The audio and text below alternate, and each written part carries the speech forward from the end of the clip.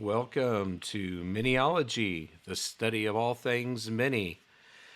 Today we're going to have Randy Unsbee and, of course, Norm Nelson will be joining us. But first, I would like to remind everyone to get your hotel reservations. That would be for Mini Meet West. Uh, that's going to be in Santa Maria, California. It's here the 26th to the 29th. And speaking of mini meetings, who's going to IMM in Florence in May? I would like to be able to clear my schedule and get over there. And if you are, please, we'd like to hear from you today. And be sure to chime in the chat. All right. And also, I'd like to talk about All British Field Meet. This is the largest and longest running multi day British car festival in North America, taking place at Portland International Raceway. So be sure and mark some time out on your schedule to visit us all there. All right, so we're starting off here with Randy Unsbee, and we also have Norm Nelson in the house. How you doing, Norm? Can you tell us a little about the brief history of Velocity Invitational? Sure, I'd be happy to. If the weather holds out here in Northern California, I've been hit by one tornado bomb after another, it seems like. So let's see how this show goes. Today we'll be highlighting the Velocity Invitational 2022 event. Originally, this event was named the Sonoma Festival of Speed, and it was held at Sears Point, also known as Sonoma Raceway in Sonoma, California. The name was changed when it was moved to the WeatherTech Laguna Seca circuit in Monterey. The event has grown quickly and into one of the most finest vintage race events, not only in the US and Canada, but has gained attention and recognition from around the world. Having people like Zach Brown, the CEO of McLaren Cars, and several of his Formula One and IndyCar drivers, but also bringing Mario Andretti, the man himself, to do some amazingly hot laps. For the spectators, it's like going to Disneyland, strolling through the pits and paddock and bumping into folks like Mika All right. Hakkinen, Pedro Capena, and Adam Carolla. From the ragtime early vintage cars to today's latest super hyper cars, there was something for everyone. Minis versus Mustang has become one of the favorite races of the weekend. This rivalry goes back into the early 1960s, pitting the 1960 vintage Minis against the 1960 Mustangs. This popular challenge race has roots in the UK, Australia, New Zealand, and Canada, as well as the United States. Looking back, John Ensby recalled attending his first Mini and Mustang race back in the summer of 1967 at the Canadian Grand Prix, Formula One Grand Prix at Mosport. There, the crowd of 60,000 fans were thrilled to watch two Mustangs and two Camaros dominate the front two rows, only to find a little green Mini battle his way through the muscle cars. Cheers erupted as the battle went back and forth. The Mini of Bill Brack ended up second, but won the hearts and minds of all of those fans. After watching this race, John promised himself he would be back one day to race a Mini. So that is just a small portion of the history of the Minis versus Mustangs, but the competitive spirit lives on. The Velocity Invitational, we're looking for a fun and interesting vintage race that you would not see in the everyday competition, so they took a chance on it, and it pleased the fans. Founder Jeff O'Neill, avid enthusiast, successful vintner, and polished racer, uh, has assembled a team that's been great, and his general manager Ryan Turry, and they built a dynamic event that includes fine foods, fine wines, and a taste of luxury. Velocity Invitational has impacted the exposure of the Classic Mini. This is now one of the most prestigious motor events in the country, attracting folks like Zach, Mario, Mika, and the rest of them, and even to the point of attracting some of the well-established drivers in the Classic Minis. Minis versus Mustang race has become one of the most popular races of the weekend, and this sheds the spotlight on our little Minis on a worldwide scale and the media coverage and the folks like Goodwood. All right. Thanks, Norm. So now we're going to move on with our guest, Randy Unsbee.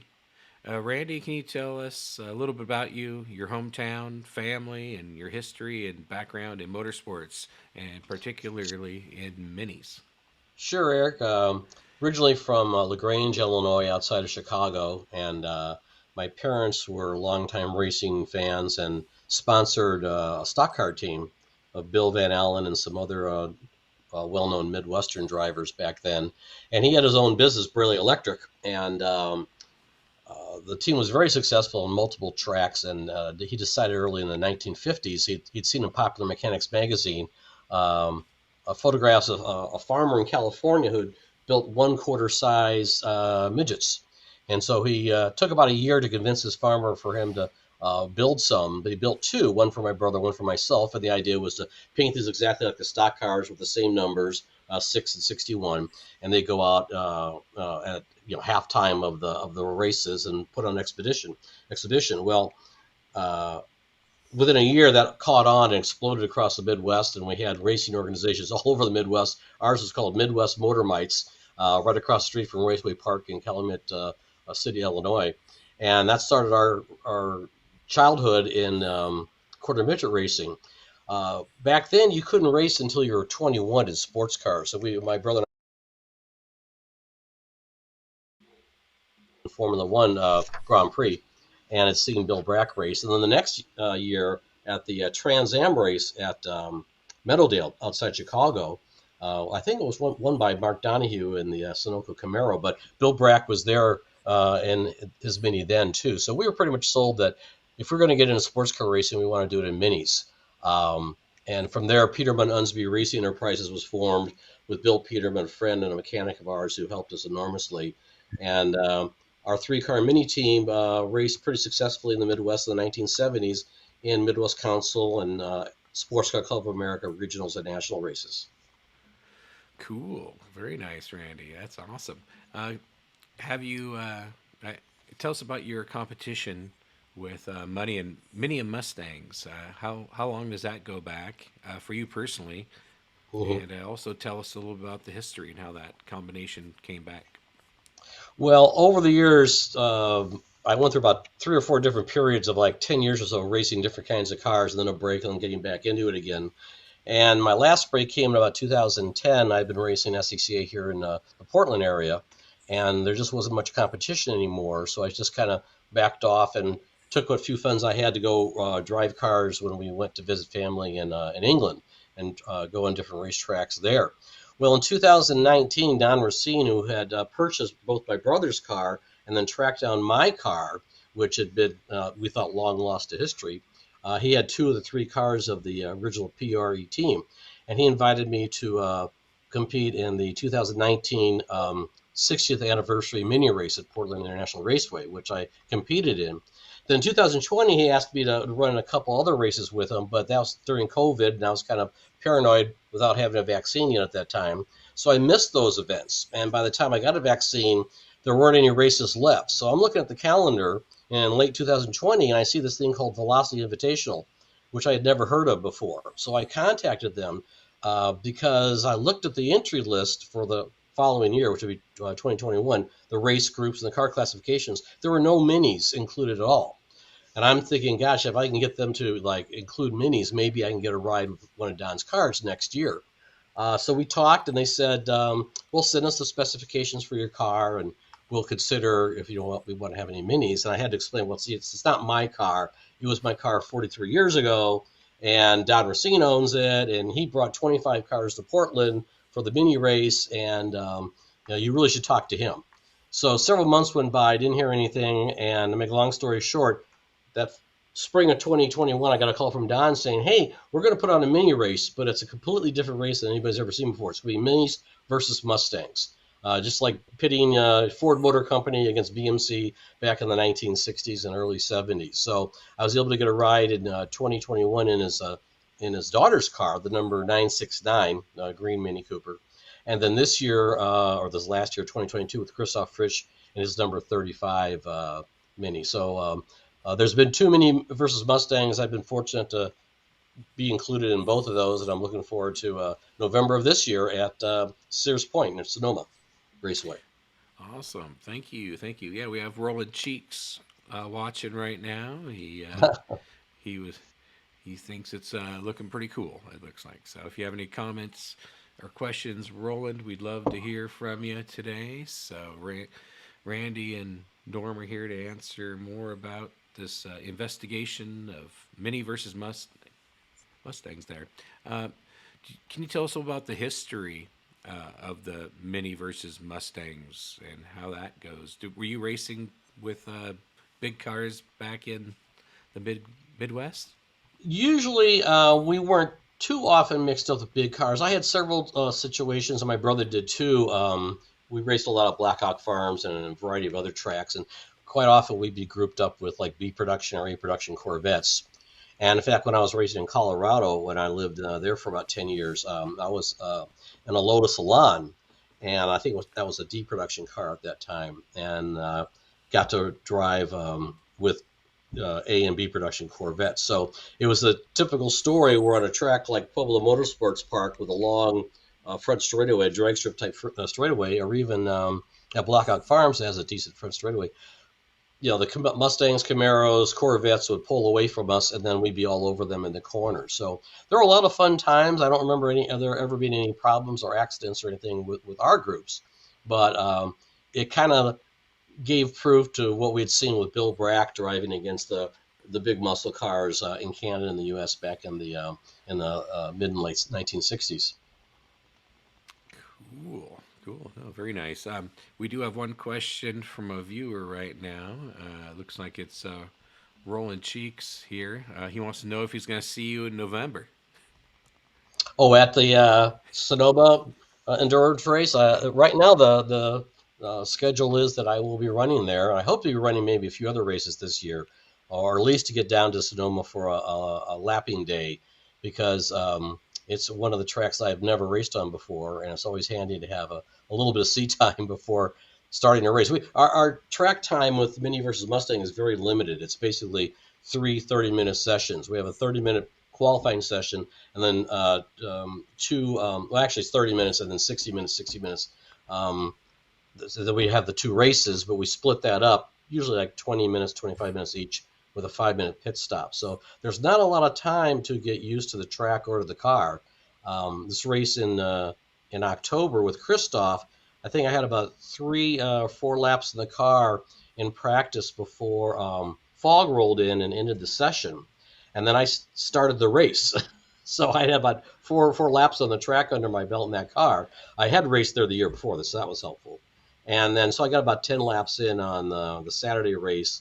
And then the Sunday race was the exciting one where we had the full course yellow, and we pulled a little pit strategy. It ended up finishing 5th place overall and 2nd among the minis. So that was a good weekend.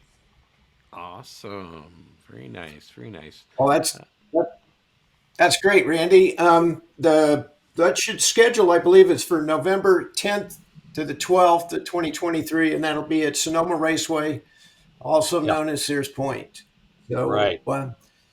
And now what everyone has been waiting for is the blow-by-blow recap of the race, the strategies, the unexpected, how the tires, pit stops, and traffic all played a part. So, Randy, if you could give us your firsthand recall of all that stuff. It was a wonderful race to watch, and it's always a thrill. So I'll turn it over to you now. Well, great. I'll just try to hit some of the highlights, and then if you have some questions, I'll be happy to go more into detail.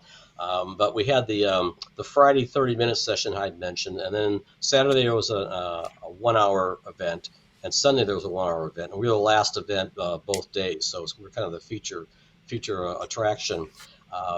in the 1 hour endurance races I mentioned, you have a 5-minute pit stop. That's to change drivers. Tires you don't have to worry about. Some cars needed refueling, others didn't. I know some of Don Receipt's cars have a large enough fuel capacity that you don't have to refuel. Christoph's was a little bit smaller. We're a little bit worried about being on the edge of fuel consumption, so we would add a little bit of fuel in our pit stop. So on Saturday, Mustangs and Minis pretty much split the first 2 rows. And last year's winner, which was the Dennis Racine and Dylan Wittenauer car, this year is being driven by Don and his dad, by Dennis and by his dad, Don Racine. And they jumped to an early lead over the Mustang of the number 111 of Mike Bacciocco, and then my former car, the number 62 of Ed Lauber and Andrew Waite. And if you have a chance to watch the events on YouTube under the Velocity Invitational for 2022, you'll really get to see a really good head-to-head battle among the first few Minis and the first few Mustangs. Not surprisingly, the Mustangs would pull away, like I said, from the Minis of the straightaways, but Andrew Waite, I actually think Ed started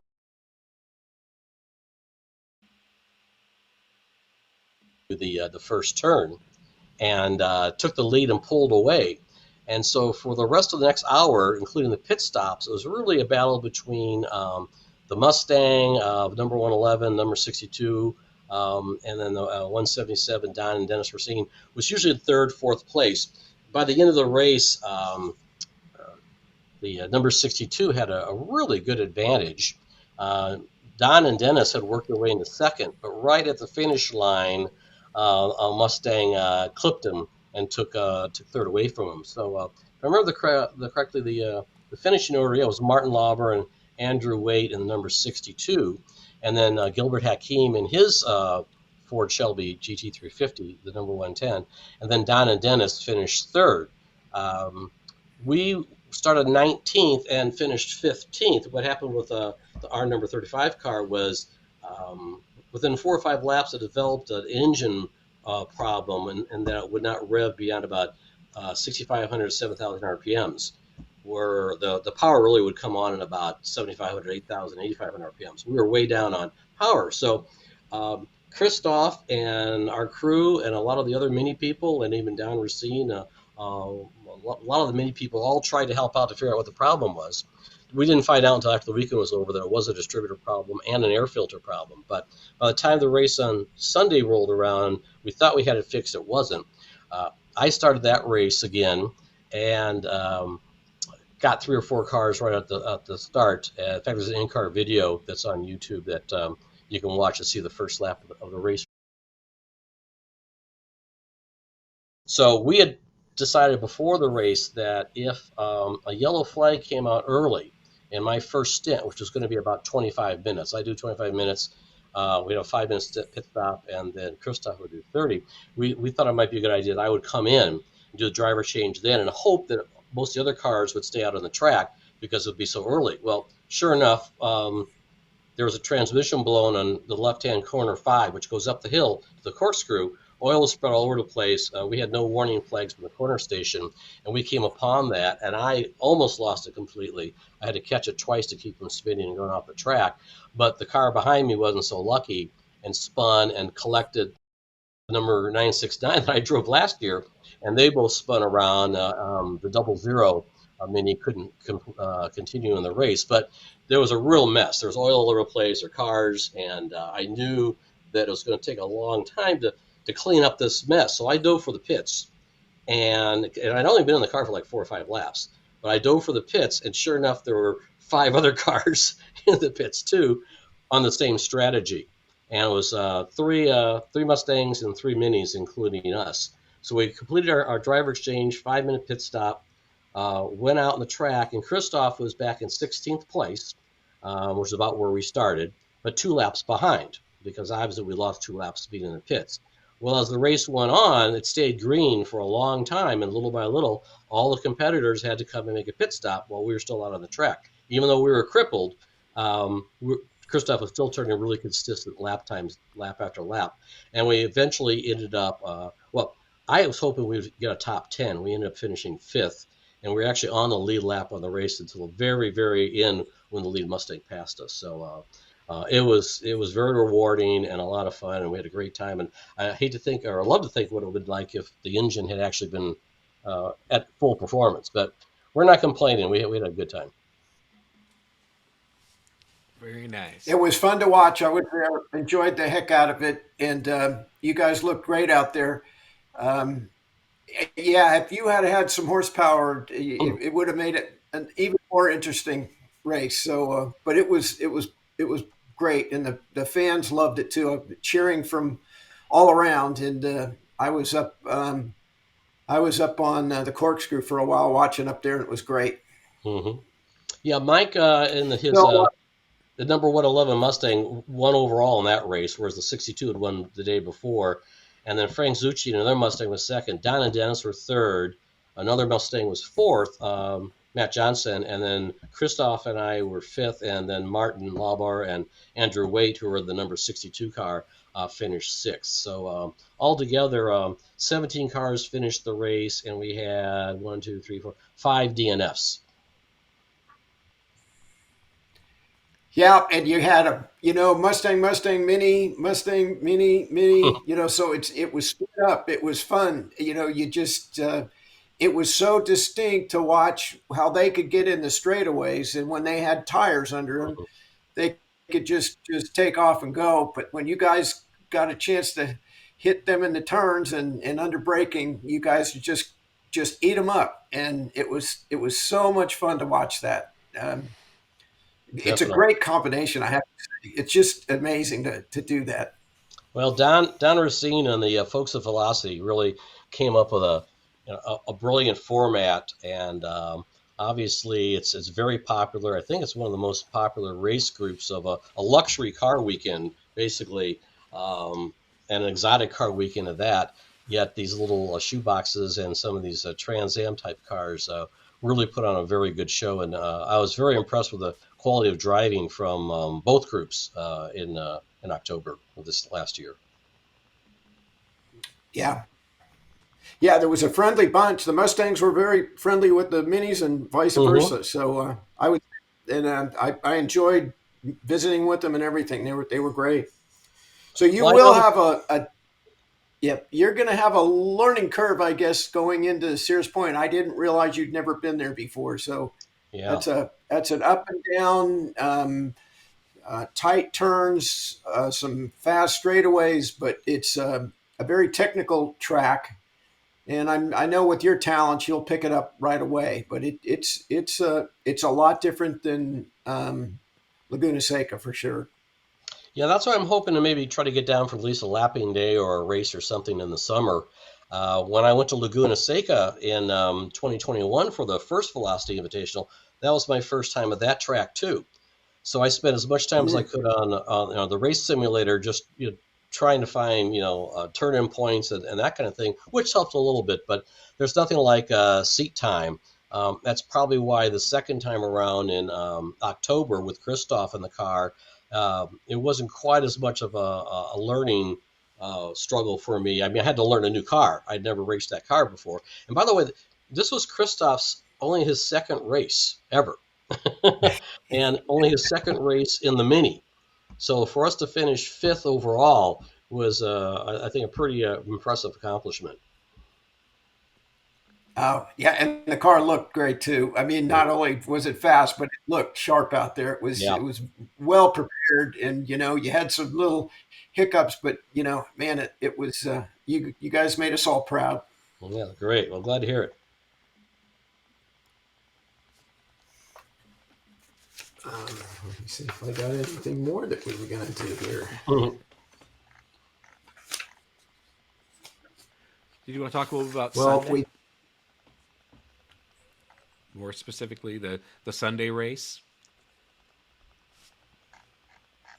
Well, the one thing I noticed on the Sunday race was that like I said, we were able to pick up quite a few positions at the start, but because of the engine limitations, they would go right back by us again. And the biggest struggle was, and one of my favorite parts of the course really is that left-hand turn 5 I mentioned, where actually the oil got dumped. But then you go accelerate up the hill and make a really fast left-hander further up the hill. There's basically a what is it? I think it's a 10-story height difference, bottom of the hill, the top of the hill, and where you get to the corkscrew. And the corkscrew, which you see thousands of photographs of and lots of videos of, is literally a blind corner. You have to turn before you can see where the track goes because it drops away. It just goes straight down, and then you have to make a turn. And believe me, it took a few tries to. There were a couple times I wasn't sure where I was going to end up. There was one time I was like straddling the curb. There's another time I was far outside. It took me a few laps before I could get that turn down. But that was a good passing area for the higher horsepower Mustangs.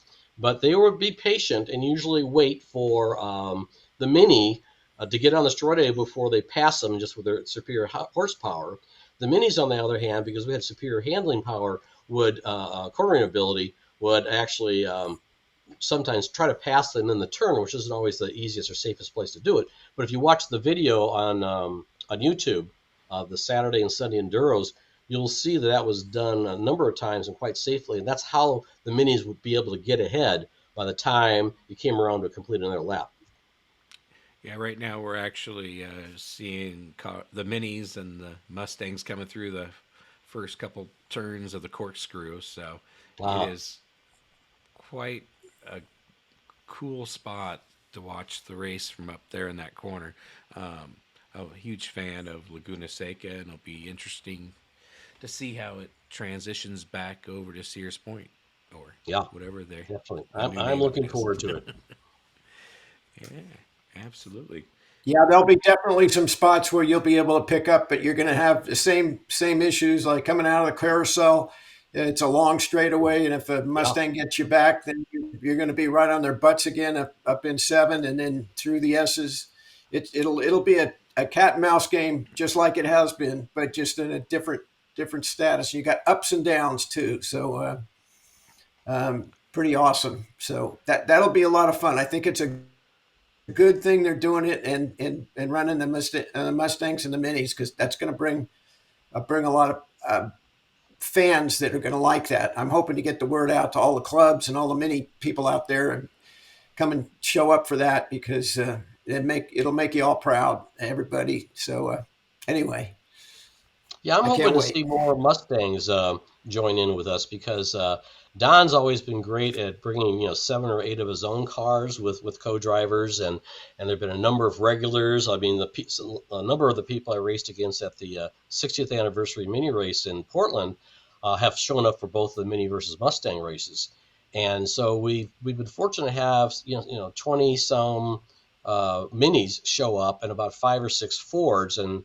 Mustangs and typically one Falcon, and they're really great cars. But I know they really have tough weekends on the Velocity Invitational because they're typically running in their own race groups and maybe in a Trans Am group, and then they're running 2 races in the endurance, and that's just a lot of wear and tear, a lot of miles on the cars, and so sometimes there's a Yeah. little bit of attrition. Now, what are the classes that I know that the Minis are running in basically the vintage class per se, but Mhm. I don't know how many of what the rules are, what the standards are for the Mustangs. Um, Yeah, I don't know if they're strictly it's Trans Am rules or if they go by, A sedan rules from the SCCA days. But I do know that the cars that run with us run in multiple other races on the Velocity weekend. So you look at brakes and tires and wear and tear. And last year, well, actually 2021, there was a little bit more attrition. In 2022, the Mustangs are pretty durable, which is why I think you see them do so well in both of the endurance races with the Minis. Was there a cap on the engine size for the Mustangs? Well, I know Do you know? yeah, I'm thinking, well, the GT350s were I think the fastest and largest capacity Mustangs that were in the group with us. So I don't think there was any 400 some cubic inch ones in there. Yeah. So Cool. so if you're racing them from the '60s, that's with a 350. Hmm. You got something going there. And then Yeah, all of they moved nice. the minis are all 4-cylinder with basically a 1275 block, and Right. then you can mess with that a little bit, but it's pretty much that's the cap on the size.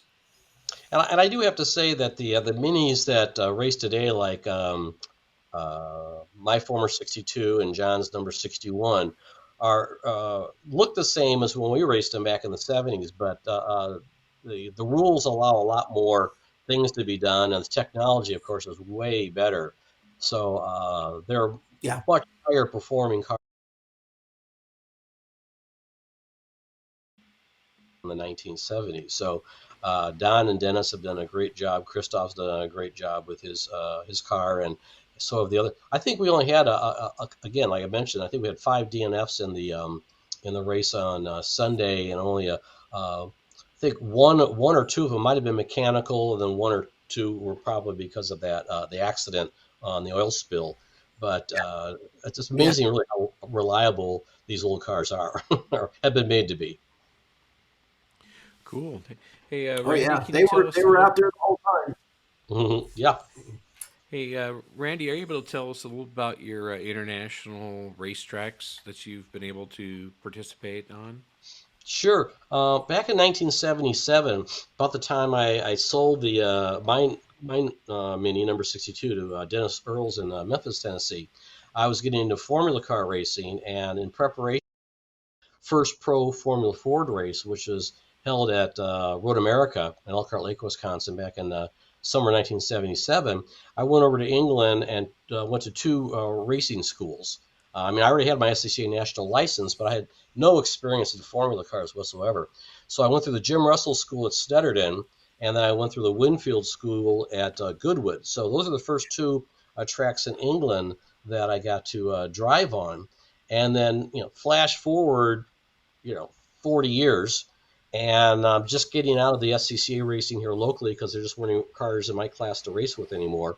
And so, with my wife's family being over in England, anytime we went to go visit her family, I tried to find a way to sneak off and go to a racetrack and get some track time in a Formula car or an exotic supercar. And so, as a result of that, I got to add four more tracks, or actually yeah, about five more tracks. I already been on Goodwood, but I got to go on Silverstone, on Brands Hatch, Donington which is one of my favorites. Thruxton, which is a lot of people don't know that's actually the fastest racetrack in England, and Rockingham Motor Speedway, which is no more. That was the big super speedway they built for Indy cars and stock cars, but they also had a road course in the infield, and I got to drive a V8 supercar at Rockingham before it closed. So when I wasn't racing between the early 2000s and 2019, I was trying to squeeze in some time on tracks in England, just because I've spent so many years watching Formula car races and British touring car races and that kind of thing of those tracks. I've always really kind of admired them and had so much fun at Snetterton and Goodwood. I wanted to try as many other tracks as I could. So right now I'm up to see 1, 2, 3, 4, 5. Yeah, I'm up to seven tracks in England so far, and 13 in the United States. Cool. Yeah, you've been talking about that. We've been looking at some of the cars that you've been driving on those tracks over there. Those look like they're pretty fun. Um, Yeah, it's kind of funny or ironic, I guess, that I've started racing after quarter midgets in minis. Now here we are, actually 50 years later. Last October or last year was the 50th anniversary of my first wins in number 62. 50 years later, I'm back in minis again, which I'm fine with. I have no problem with that. cool, cool. That's Uh, great. what are your overall thoughts going back to the Velocity Invitational? What's your overall feeling of that event? Well, it's amazing that it's been around such a short time and they do such a professional job. I understand that originally it was the under a different name when it was at Sonoma. It was Sonoma Speed Festival, I believe, right? Back in 2019, and then Correct. it got canceled in 2020 because of COVID. And then I'm not sure if I know the whole story. I'm sure Don or one of the folks from Velocity could tell you. But when into 2020 came around and was on the schedule, it wasn't at Sonoma anymore. I think there might have been a schedule conflict, and it was at Laguna Seca, and the name had been changed to Velocity Invitational. So I had heard of the Sonoma Speed Classic. I had not heard of Velocity Invitational, which is why I contacted them to see if minis were going to be allowed or not. And thankfully Don and they got together and created this amazing format. So I thought it was a really well done and well organized event in 2020 or 2021. But this last year in 2022, I think they took a step higher. And the variety of exotic cars, the drivers, you talked about the Formula One cars, the McLaren, and Mario Andretti getting back into a Formula One car for the first time in I don't know how many years, and see Pato Award and Mika Hakkinen out there. This last year, one of the emphasis was the 2.5 liter series of the Trans Am back in the 60s and 70s. Of course, that's like the Datsun 510s. So they had tons of those cars there this last October. And John Morton, who I got to know when I worked in the Can-Am series back in the 1979, 1980. John Morton was a star of the 2.5 liter series with a Pete Brock Datsun 510, and he was there driving, I think, his original car. So some of the history, I mean, my car's over 50 years old, and my brother's car is older than that, and news is from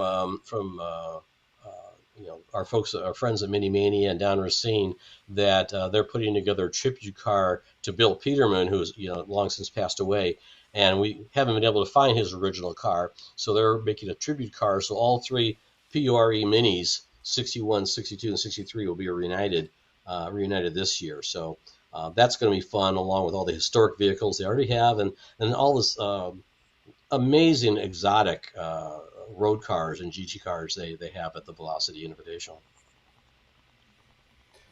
Randy, one of the other things about you that we haven't gone into very much is your journalistic background and your other things that you've done. But you've done a lot of that, and you write up things, and you've what can you tell us about that? And then where can we find all this? If you've got your publications and your podcasts and so forth, you can fill us in with that. When I was in high school, I started becoming interested in journalism and actually began to do photography for the manager at the Meadowdale racetrack before it closed down finally. And because we weren't allowed to race back in our teen years, like I said, you had to be 21 back then. I kind of combined my vocation in journalism with motorsports, and so I worked and edited a number of magazines and contributed to Formula and Sports Car Magazine and Motorsports Journal and a whole bunch of other publications. I was fortunate to win an award on an article I wrote on the Indy 500 back in 1973, the American Auto Racing Writers and Broadcasters Association. And then when I went to work for SCCA as their director of communications with the Can-Am series and Trans Am series, our team of people won the American Racing Press Association award for best press information. So the racing has always been a hobby, but it's kind of paralleled some of my career path, both motorsports and then later on as I got more into high technology. But as of right now, I publish the newsletter for the Oregon Mini Society. If you're interested in an account of the Mini versus Mustang race for 2021, that's in the January 2022 issue of Victory Lane magazine.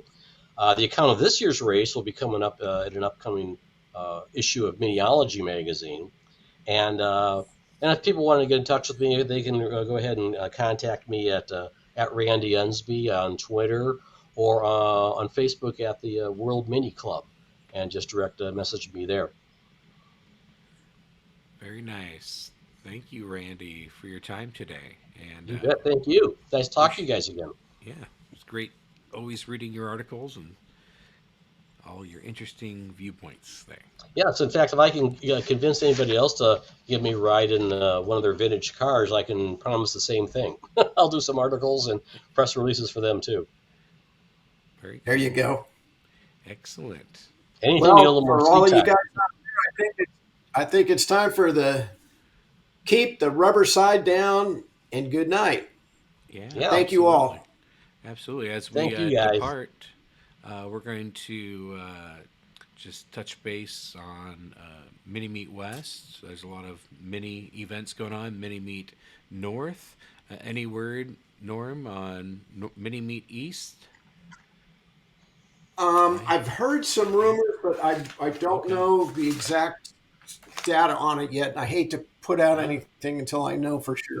that's all But good. I'm working on both of those, the north and the east. Cool. Awesome. And then, of course, International Mini Meet, May Right? 25th to 29th, Florence. All British Field Meet, which is going to be September, what is it, 8th, 9th, and no, 10th, yep, 2023. So we're going to close the show uh, with a little bit about uh, the Santa Maria Inn. Get your reservations in. There's 168 rooms. Only 100 rooms have been set aside for mini acts, so make sure you get those reduced rate rooms tonight by calling the hotel. You can find out more by going to minimeetwest2023.com. So here we go. We'll leave One you other date guys. I probably should mention, Yep. though, too, Eric. Yeah. May 25th. That's going to be my 40th anniversary to Julia, who honeymooned with me at the Indianapolis 500 back in 1983, if you can believe that. Wow. So we're coming up on our 40th, and I probably should give out a shout out to our daughter Chelsea and our son Trevor and other son Spencer and his wife Yukio, and certainly don't want to forget our grandsons Austin and Luke, because they've been a big part of this journey on the track and off the track. Excellent. Excellent. Thank you very much for your time tonight, and I hope you guys all have a wonderful evening.